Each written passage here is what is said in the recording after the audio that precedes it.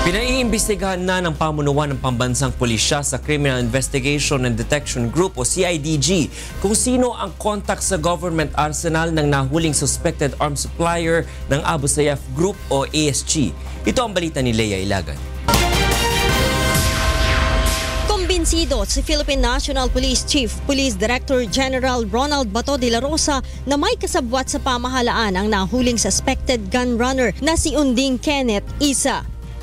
Nakuha mula kay Kenneth ang matataas na kalibre ng baril at libo-libong bala na nagkakahalaga ng 6 na milyong piso na nakalagay pa sa kahon na may tatak na Government Arsenal DND na umano'y order ng isang Abu Sayyaf commander.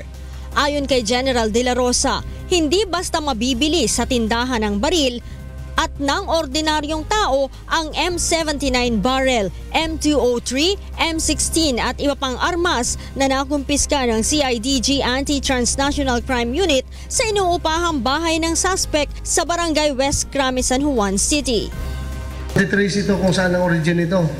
So, most likely ito nagagaling rito talaga sa either sa government, itong mga government supplies, military supplies. Kasi pag civilian, malabong makakabili nito ng legally. Malabo. Kinumpirma naman ng AFP na nanggagaling sa government arsenal ang mga bala at baril na ginagamit nila at DND ang nag-aasikaso nito.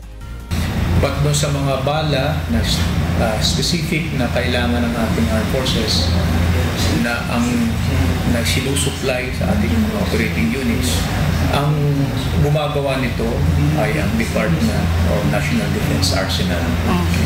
Yun ang tinatanggap natin. Uminit naman ang ulo ni PNP Chief matapos na sabihin ng suspect na kakampi siya ng General at ng Pangulo dahil pareho silang taga Mindanao. Taga Mindanao nga tayo pareho, gago ka man, nag-gun-running ka, paano tayo maging kakampi, di ba? Pulis ako, tapos ikaw, violator ng batas, kriminal, ako, kakampi tayo? Pwede ba yun? Ang tapang naman itong gago nito magsalita. Bukod sa bandidong Abu Sayyaf, parokyano din ni Kenneth sa pagbibenta ng mga armas ang mga warlords at ilang politiko sa Mindanao. Kaya naman kasong paglabag sa Republic Act 10591 ang kakaharapin nito. Leia Ilagan, UNTV News and Rescue. Come, Krame.